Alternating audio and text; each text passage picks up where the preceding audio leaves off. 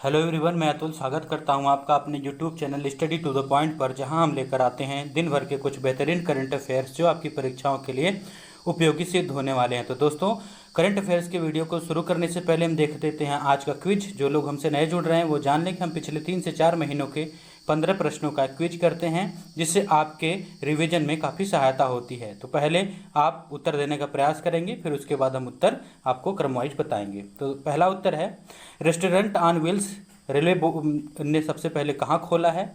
मोहिउद्दीन यासीन किस देश के प्रधानमंत्री हैं? खेलो इंडिया यूनिवर्सिटी गेम किसने जीता है? और सुखना झील कहाँ स्थित है? CMS COP13 की बैठक कहाँ आयोजित की गई? देश की पहली महिला आदिवासी पुलिस बटालियन कहाँ बनाई गई है, यानी किस राज्य में? उत्तराखंड की ग्रीष्मकालीन राजधानी होगी। पेप्सिको इंडिया ने किसे अपना ब्रांड एम्बेसडर बनाया है? जूनिफर कोबरा अभ्यास किन दो देशों के मध्य होता है? अगला है, फगली त्योहार किस राज्य में मनाया जाता है? 2021 की जनगणना कितने भाषाओं में होगी? विंग्स इंडिया 2020 का आयोजन कहाँ किया गया? ब्रेक द चेन अभियान किस राज्य ने चलाया था? फूलदेई त्योहार कहाँ मनाया जाता है? और दोस्तों, आखिरी प्रश्न है, विश्व वन दिवस कब मनाया जाता है? तो उम्मीद है आपने उत्तर देने का प्रयास किया होगा अपनी कॉपी पर लिखकर। अब देखते हैं अब एक एक का उत्तर। तो पहला है दोस्तों, भारतीय रेलवे बोर्ड ने अपना जो पहला रेस्टोरेंट ऑन व्हील्स खोला है वो पश्चिम बंगाल के आसनसोल में खोला है। आसनसोल एक जिला है, एक स्टेशन है, वहाँ पर खोला है। मोहिउद्दीन यासीन मलेशिया के प्रधानमंत्री बने हैं, मलेशिया। खेलो इंडिया यूनिवर्सिटी को जीता है पंजाब यूनिवर्सिटी ने, पंजाब यूनिवर्सिटी। और दूसरे नंबर पर जो रहा है वो है ज्योतिबा फुले यूनिवर्सिटी पुणे ने। सुखना झील कहाँ पर स्थित है? चंडीगढ़ में स्थित है। आगे देखते हैं अगला प्रश्न, CMS COP13 की बैठक कहाँ आयोजित की गई थी? तो ये कहाँ आयोजित की गई थी? गुजरात के गांधीनगर में। इसके बारे में आप जान लें दोस्तों, COP13 क्या है?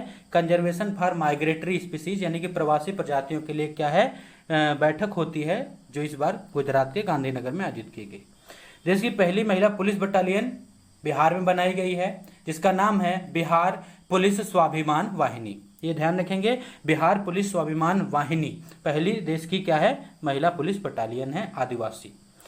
उत्तराखंड की ग्रीष्मकालीन राजधानी क्या होगी? गैरसैंड, गैरसैंड यहाँ की राजधानी होगी।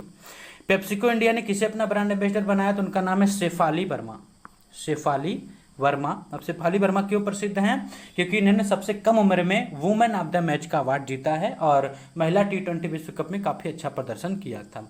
जूनिफर कोबरा इजराइल और USA के बीच में होने वाला क्या है, एक अभ्यास है, यानी कि इजराइल और अमेरिका के बीच में। आगे देखते हैं, फगली नामक त्योहार जो मनाया जाता है वो कहाँ मनाया जाता है? हिमाचल प्रदेश में। 2021 की जनगणना जो होगी वो कितनी भाषाओं में होगी? 18, और उसके चरण कितने होंगे? 2। विंग्स इंडिया का जो आयोजन हुआ था वो कहाँ पर हुआ था? हैदराबाद में, हैदराबाद। और इसकी जो थीम की बात करें तो इसकी थीम थी flying for all. Break the chain एक हैंड वॉश अभियान किसने चलाया है? केरल की सरकार ने, केरल की सरकार ने चलाया था कोरोना वायरस के समय हाथ धोने की आदत डालने के लिए। फूलदेई त्योहार जो मनाया जाता है वो कहाँ मनाया जाता है? उत्तराखंड में, उत्तराखंड में फूलदेई त्योहार मनाया जाता है। आगे देखते हैं, विश्व वन दिवस जो मनाया गया वो कब मनाया गया था? विश्व वन दिवस 21 मार्च को मनाया गया था, 21 मार्च को। और इसका थीम था फॉरेस्ट बायोडाइवर्सिटी, फॉरेस्ट बायोडाइवर्सिटी। और आपके जो पर्यावरण दिवस की थीम थी वो क्या थी? सेलिब्रेट बायोडाइवर्सिटी, पर्यावरण दिवस 5 जून। तो दोस्तों देखते हैं आज का, यानी कि 24 जून का करंट अफेयर्स। तो पहला करंट अफेयर्स है, विश्व ओलंपिक दिवस कब मनाया जाता है? तो इसका सही उत्तर है 23 जून, 23 जून को मनाया जाता है विश्व ओलंपिक दिवस। और ओलंपिक समिति की बात करें तो सबसे पहले इसके बारे में जान लें, ऐसा क्यों किया जाता है? क्योंकि इसकी स्थापना जो हुई थी 23 जून, 23 जून कब हुई थी? 1894 को ओलंपिक की स्थापना हुई थी, इसीलिए मनाया जाता है 23 जून को। यानी काफ़ी पुराना संगठन है, लेकिन लगभग 126 साल से भी ज़्यादा इसके समय हो चुके हैं। और इसके बात करें तो इसका मुख्यालय, विश्व ओलंपिक संघ का जो मुख्यालय वो कहाँ पर है? स्विट्जरलैंड के लुजाने में, लुजाने में। और इसके मुद्रा जो अध्यक्ष हैं उनका नाम क्या है? थॉमस बाच, थॉमस बाच इसके क्या हैं? प्रमुख हैं। आगे देख लेते हैं अगला करंट अफेयर्स, किस प्रकार के सूर्य ग्रहण में डायमंड रिंग बनता है? तो अभी आपने देखा है, आपने रिंग्स ऑफ फायर देखा है, लेकिन आज हम बात करेंगे डायमंड रिंग की। तो डायमंड रिंग किस प्रकार के सूर्य ग्रहण में बनता है? तो दोस्तों वो कब बनता है? पूर्ण सूर्य ग्रहण में। यानी कि अभी हम दिखाएंगे आपको, सूर्य ग्रहण के बारे में पूरी बातें बताएंगे, लेकिन आपको पता होना चाहिए कि जो पूर्ण सूर्य ग्रहण बनता है वो क्या होता है? रिंग ऑफ डायमंड रिंग बनाता है। अब दोस्तों जो देखा था, आप डायमंड ऑफ रिंग कब बनता है, तो दिखाते हैं हम कैसे बनता है। पहले आप जान लें कि जो चंद्र सूर्य ग्रहण होता है वो कैसे होता है। तो यहाँ पर आप देख रहे हैं पृथ्वी हमारी है, पृथ्वी और सूर्य है, सूर्य और पृथ्वी के बीच में कौन आ जाता है? चंद्रमा। तो जब चंद्रमा आ जाता है और उस समय जिस जिस क्षेत्र में ये चंद्रमा पृथ्वी के सामने सूर्य के सामने होता है, उस क्षेत्र में क्या लगता है? पूर्ण सूर्य ग्रहण लग जाता है। यानी चंद्रमा पृथ्वी के उतने हिस्से को क्या कर लेता है? ढक लेता है, और वहां पर क्या होता है? पूर्ण सूर्य ग्रहण होता है। इसीलिए कहा जाता है कि इस क्षेत्र में सूर्य ग्रहण दिखाई देगा, इस क्षेत्र में नहीं दिखाई देगा। तो जैसा कि आप देख रहे हैं, इतने जो क्षेत्र में है यहाँ पर सूर्य ग्रहण जो होगा पूर्ण होगा, और बाकी सब जगह आधा या आंशिक दिखाई देगा। तो ये सूर्य ग्रहण के बारे में जान लें कि चंद्रमा सूर्य और पृथ्वी के बीच में आ जाता है। अब यहाँ पर थोड़ी डायमंड रिंग और रिंग्स ऑफ फायर की बात कर ले तो दोस्तों देखते हैं, यहां देखिए, यहां पर सूर्य ग्रहण की 3 अवस्थाएं आपको दिख रहे हैं। ये क्या है? आंशिक सूर्य ग्रहण, ये क्या है? पूर्ण सूर्य ग्रहण, और ये क्या है? अधिकांश सूर्य ग्रहण। यानी कि लगभग पूरा कवर कर लिया है, लेकिन इन किनारे वाले भाग में क्या है? अभी भी सूर्य बचा हुआ है। तो एक रिंग की तरह दिखाई देता है, इसीलिए इसे क्या कहा जाता है? Rings of fire. तो ये स्थिति है। और जब सूर्य पूरी तरह से ढक दिया जाता है चंद्रमा के द्वारा, तो वहां पर केवल सफेद प्रकाश दिखाई देता है, और उसी को क्या कहते हैं? Diamond ring. तो आप ध्यान रखेंगे, उल्टे सवाल कभी कभी परीक्षा में पूछे जाते हैं, तो डायमंड रिंग से आपसे सवाल पूछा जा सकता है। तो लोक सेवा संयुक्त राष्ट्र लोक सेवा दिवस कब मनाया जाता है? तो ये भी कब मनाया जाता है दोस्तों? 23 जून को मनाया जाता है, क्योंकि पूरे दुनिया में जो सर्विसमैन होते हैं, लोक सेवक होते हैं, यानी जो हमारे ब्यूरोक्रेट्स होते हैं, उन सभी को के कार्यों को अप्रिसिएट करने के लिए ये दिवस संयुक्त राष्ट्र के द्वारा मनाया जाता है। और इसकी जो शुरुआत करी गई थी वो हमारे संयुक्त राष्ट्र महासभा के द्वारा करी गई थी। और आगे देखते हैं आगे, और इसकी शुरुआत आप ये भी जान लें कि इसकी शुरुआत सन 2002 में की गई थी महासभा के द्वारा। आगे देखते हैं, FATF के आंतरिक संगठन EAG के कौन से वर्चुअल बैठक में भारत ने भाग लिया? तो यहाँ पर वर्चुअल का क्रम पूछा जा रहा है, तो कौन सा क्रम था? 32वें बैठक में भाग लिया। अब यहाँ पर 2 टर्म बड़े प्रमुख हैं, FATF और EAG। तो दोनों को देख लेते हैं हम। तो पहले EAG को देख लेते हैं। तो special Eurasian group on combat money laundering and financial terrorism. यानी कि ये क्या है? एक स्पेशल ग्रुप है यूरोप और एशिया के देशों का, जो क्या करता है? कॉम्बैट मनी लॉन्ड्रिंग, यानी कि मनी लॉन्ड्रिंग के खिलाफ लड़ाई लड़ता है, और फाइनेंशियल टेररिज्म, यानी कि जो भी देश क्या करते हैं? टेरर फंडिंग करते हैं, यानी कि आतंकवादियों को पैसा देते हैं, उन सभी के खिलाफ क्या करता है? ये कार्रवाई करता है। तो इस EAG में, पहले हम देखिए FATF को नहीं देखेंगे, इस EAG की बात करें तो इसमें कुल कितने देश हैं? 9 देश हैं, जिसमें हमारा भारत, चीन, रूस और मध्यपूर्व, बेलारूस और मध्यपूर्व के सभी 5, तजाकिस्तान, उज्बेकिस्तान, तुर्कमेनिस्तान, किर्गिस्तान और कजाकिस्तान, ये 5 देश हैं। और अब FATF की बात कर लेते हैं, तो इसका फुल फॉर्म है फाइनेंशियल एक्शन टास्क फोर्स, और इसके सदस्यों की संख्या की बात करें तो कितनी है? 37। और 37वां सदस्य आपसे कभी कभी पूछा जाएगा, तो कौन बना था? सऊदी अरब। सऊदी अरब क्या बना था? इसका 37वां सदस्य बना था। और भारत इसका सदस्य कब बना है दोस्तों? तो ये भी जान लें कि भारत कब बना था? 2010 में इसका सदस्य बना था, जबकि भारत इसका पर्यवेक्षक कब बन गया था? 2006 में। लेकिन पूर्ण सदस्य कब बना? सन 2010 में। इसका मुख्यालय कहाँ पर है? पेरिस में। और ये भी OECD के अंतर्गत भी काम करता है, ये भी जानते रहिए आप।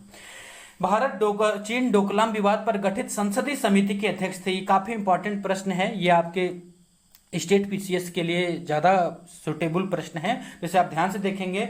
भारत चीन डोकलाम विवाद पर संगठित संसदीय समिति के अध्यक्ष थे। तो इनका नाम क्या है दोस्तों? ये कांग्रेस के काफ़ी प्रख्यात और एक लेखक और एक डिप्लोमेट हैं, जिनका नाम क्या है? शशि थरूर साहब। तो इन्होंने भारत चीन के बीच में 2017 में आपने देखा था एक डोकलाम विवाद हुआ था, जहां पर भारत और चीन की सेनाओं के बीच में क्या हो गया था? फेस ऑफ हो गया था। लेकिन बाद में समझौते के द्वारा क्या हुआ? चीन और भारत की सेनाएं आपस में समझौते के द्वारा पीछे हट गई। अब दोस्तों देखिए, इस समिति ने क्या कहा है? इस समिति ने कहा है कि हमें चीन को किसी भी प्रकार की छूट नहीं देनी है, चाहे कुछ भी हो जाए। इसने सरकार को आगाह किया है कि किसी भी प्रकार की नरमी हमें चीन के साथ नहीं दिखानी है। बस इसने ये चेतावनी एक प्रकार से दी है सरकार को। आगे देखते हैं, पूर्वोत्तर क्षेत्र के 8 राज्यों की स्वास्थ्य सुविधाओं को बढ़ाने के लिए कितने रुपए मंजूर किए गए हैं? तो कितने रुपए मंजूर किए गए हैं? 190 करोड़। तो हमारे यहाँ पूर्वोत्तर विकास मंत्रालय एक अलग से मंत्रालय है, तो उसी के स्वास्थ्य सेवाओं के विकास, जैसे कि आप पूर्वोत्तर भारत के राज्यों को देखते हैं, अभी हम देख लेते हैं आगे, तो उसी के विकास के लिए कितना दिया है? 190 करोड़ रुपए दिया गया है। और पूर्वोत्तर विकास के जो मंत्री हैं उनका नाम है जितेंद्र सिंह, और जो क्या है, उधमपुर जम्मू कश्मीर से सांसद है। तो आप देख रहे हैं जितेंद्र सिंह हैं, ये हमारे परमाणु ऊर्जा मंत्री भी हैं। यहाँ पर पूर्वोत्तर राज्यों के 8 राज्यों की बात कर लेते, तो यहाँ पर अरुणाचल प्रदेश, नागालैंड, मणिपुर, मिजोरम, त्रिपुरा और मेघालय, असम और सिक्किम, ये सभी 8 राज्य आते हैं। और इन्हीं के स्वास्थ्य सेवाओं के विकास के लिए कितने रुपए दिया गया है? 190 करोड़। और यहाँ पर दोस्तों एक और योजना एक बार चलाई गई थी, आपको ध्यान रखना है कि जितेंद्र सिंह ने उसका उद्घाटन किया था। मिशन पूर्वोदय कहाँ चलाया गया था? इसी क्षेत्र के विकास के लिए मिशन पूर्वोदय पूर्वोत्तर राज्य विकास मंत्री ने ही चलाया था। किस भारतीय को जर्मन बुक ट्रेड का प्रतिष्ठित शांति पुरस्कार दिया गया है? तो दोस्तों ये काफी महत्वपूर्ण प्रश्न है और काफी महत्वपूर्ण व्यक्ति हैं। तो जर्मन बुक ट्रेड क्या है? एक अपने आप में ऑर्गेनाइजेशन है जो क्या करती है, जो न्याय के क्षेत्र में काम करता है, उसे शांति पुरस्कार प्रदान करती है। तो इसे प्राप्त करने वाले हमारे कौन है? अमर्त्य सेन साहब हैं। जावेद अख्तर को आपको पता है कि जावेद अख्तर को कौन सा पुरस्कार में मिला था? रिचर्ड डॉकिंस अवार्ड मिला था। किरण मजूमदार को क्या मिला था? Entrepreneur of the year. और एक और पुरस्कार मिला था Australia, order of Australia award. Kailash Satyarthi आप जानते हैं कि शांति का नोबेल इन्हें मिल चुका है। अब देख लेते हैं अमर्त्य सेन के बारे में थोड़ी सी बातें। दिया क्यों गया? हमने बताया कि वैश्विक न्याय के सवालों पर दशकों के योगदान के लिए। तो ये क्या करते हैं दोस्तों? एक साम्यवादी विचारक हैं जो क्या करते हैं, लगातार अपनी किताबों, अपने लेखों और अपने विचारों के माध्यम से समानता की बात करते हैं, जिससे ज्यादा से ज्यादा लोग मुख्य धारा में आकर एक समानता के साथ आपस में विकास कर सके देश के साथ मिलकर।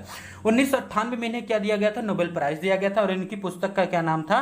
The idea of justice. इसी के लिए उन्हें क्या दिया गया था? यह पुरस्कार दिया गया था। तो आपसे पूछा जा सकता है कि इस पुस्तक के लिए दिया गया, तो जानते रहिए। और भारत सरकार ने 1999 में क्या दिया था? भारत रत्न दिया था। और डेवलपमेंट एज फ्रीडम, ये इनकी एक पुस्तक है। द आर्गुमेंटिव इंडियन, ये भी इनकी एक पुस्तक का नाम है। इनकी इन 3 पुस्तकों का नाम याद रखेंगे। आगे देखते हैं अगला प्रश्न। नीति आयोग ने अटल इनोवेशन मिशन यानी एम के तहत नवाचार और उद्यमिता को बढ़ावा देने के लिए किसके साथ समझौता किया है? तो नीति आयोग का एक अम्ब्रेला मिशन है जो क्या करता है, सभी क्षेत्रों में आविष्कार यानी नवाचार और उद्यमिता यानी कि व्यापार को बढ़ावा देने के लिए काम करता है।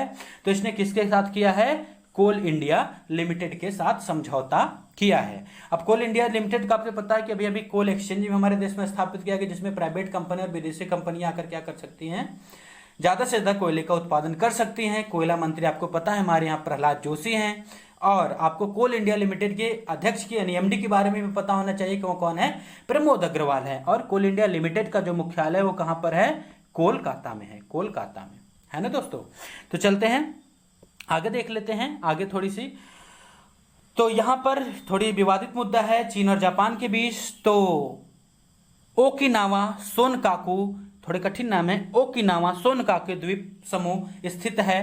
तो इसका कहां लोकेशन पूछा जा रहा है, तो कहां पर स्थित है? दक्षिण चीन सागर। तो चीन के पास में और जापान, फिलीपींस, इन सभी, ताइवान, वियतनाम के पास में एक समुद्र है जिसे क्या कहा जाता है? दक्षिण चीन सागर, जहां पर चीन काफी दबदबा बनाए रखता है, कोशिश करता है लगातार वहां के छोटे देशों को परेशान करता रहता है। तो दोस्तों आगे देख लेते हैं, अब यहाँ की थोड़ी सी लोकेशन के बारे में जान लेते हैं। कारण क्या है, चर्चा में क्यों आ गया? क्योंकि जापानी नौसेना ने चीन के एक जहाज को वहां से खदेड़कर भगा दिया है। तो दोस्तों आप देख रहे हैं ये जो आपको द्वीप समूह दिख रहे हैं, ये क्या है? जापानी द्वीप समूह। ये इधर जापान आप देख रहे हैं, नाकासाकी एक जापान का शहर भी आपको दिख रहा है। और यहाँ पर एक क्या है? देश है ताइवान, जिसकी राजधानी ताइपे है। और यहाँ पर जो आपको गोले कलर में ये दिख रहा है, यही क्या है? सनकाकू आइलैंड है। और यहां पर चीन क्या कर सकता है? हमेशा घुसपैठ की कोशिश, क्योंकि साम्राज्यवादी नीति पता ही आपको। तो यहां पर जापान की नौसेना ने कुछ नहीं किया, सीधा उन्हें वहां से दौड़ाकर भगा दिया। और इसलिए दोस्तों क्या है? चर्चा में है।